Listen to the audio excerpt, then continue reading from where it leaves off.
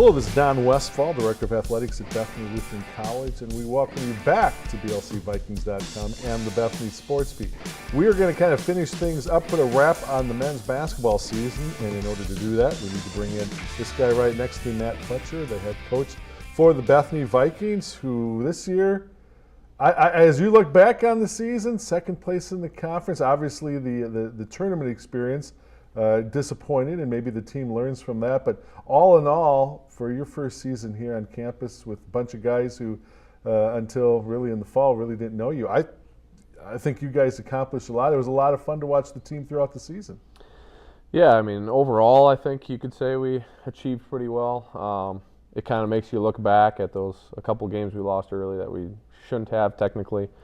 Because, we missed the conference championship by one game. After beating Northwestern that last game, it really made us look back and say, dang, we beat Morris one of those two times, or Crown, or that buzzer beater at Northwestern. All of a sudden, just like that, we won the conference championship. So, I think we learned a lot how much preparation each day and each week really matters, because, the margin of error is so slim. And then, obviously, like you said, the tournament game, we hadn't had a guy in that locker room that had put a jersey on after the last conference regular season game. So I think you can't really learn from that until you experience it. It's faster, it's more physical, it's called differently, the intensity's different, bigger crowds. I mean, you just can't really mimic it no matter what. And I think having a ton of guys coming back next year, that could benefit us if we take the right steps this spring and this summer. You come on campus about a year ago, and obviously even throughout the process of applying for the job here and going through the interviews and stuff like that, you had done some research on the team, and then you get them on the court when you show up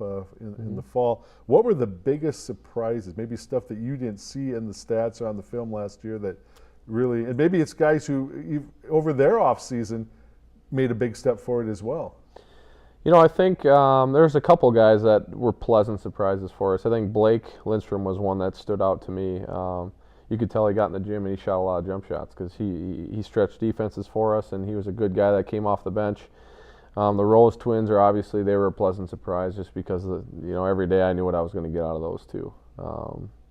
Jared Merchant. There's not a lot of short posts in the league that can dominate the way he did, and he scored at a high rate, and he defended his tail off every day, and that was kind of fun. Kyle Kubish, got better and better. You could tell he had some time off from playing, and as the season went, he got more confident, more physical, and just got better and better. And then, Brandon Frelix was one of those guys that I wasn't sure what to expect. He's older, and he had played a long time ago, and then he had a good year last year. The team kind of revolved around him, and as we kind of moved him around and figured out what he was going to be able to do to fit, that was good to see, and the guys kind of rallied behind that. And then I think lastly, Austin and Neil, I think just overall guys were pleasant surprises. How many days after the playoff loss did it take for you to start thinking about next year already? Oh man, I think on the drive home. I think it was frustrating because that's not who we were the second half of the year. But credit to Scholastic. I mean, they came out, they shot the crap out of it, and they played really well, played really hard. They had the experience of it. You could just tell they were comfortable with it, and we weren't. I think the biggest thing we need to learn from is that Saturday night big win against Northwestern really didn't mean anything. And I think they were a little too high on that, which then made our practices early not quite as good as they needed to be before that big game Wednesday. So, as for carryover to next year, I think we just need to figure out how to be, basketball's a long season. It's October to March, and you can't get too high, you can't get too low. And I think that was one of those moments where we got a little bit too high, and they came in after we beat them twice, and they were ready to go, and we weren't. And like you said, you can't get too high, too low, but, the experience that they got. You've talked to me, before about maybe those two losses and how they propelled you to where you need to be. Those are the types of things that you just can't sit down and talk about on tape. To go through that, you guys are going to be much wiser, much smarter going into those situations next year. Yeah, I mean, I think if anything, it taught them that, that first weekend, second weekend in conference, that can literally tell them if they're going to be the conference champions or not. Because later in the year, you can't rely on other people to lose. We would have had to have Northwestern get beat at MLC that last night, or that Friday night going into that last weekend. why rely on that? You know, we beat Morris at their place or at home, or we beat Crown at their place, or we beat Northwestern on that buzzer beater.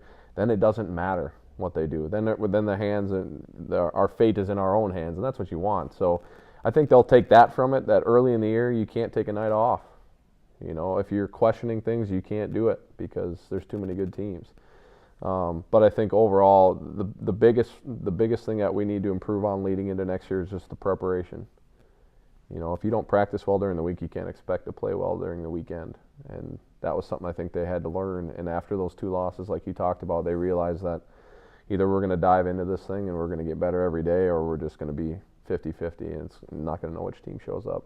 Well, you got better. Lessons were learned, and that means we're all looking forward to what's going to transpire next year, your second year here at the helm of the Bethany basketball program. But again, congratulations. Thank you. A lot of fun to watch the team progress throughout the season, and we'll see where the bar gets set next year as well. Yeah, sky's the limit, right? Very good. Matt Fletcher and Don Westfall here on the Bethany Sports.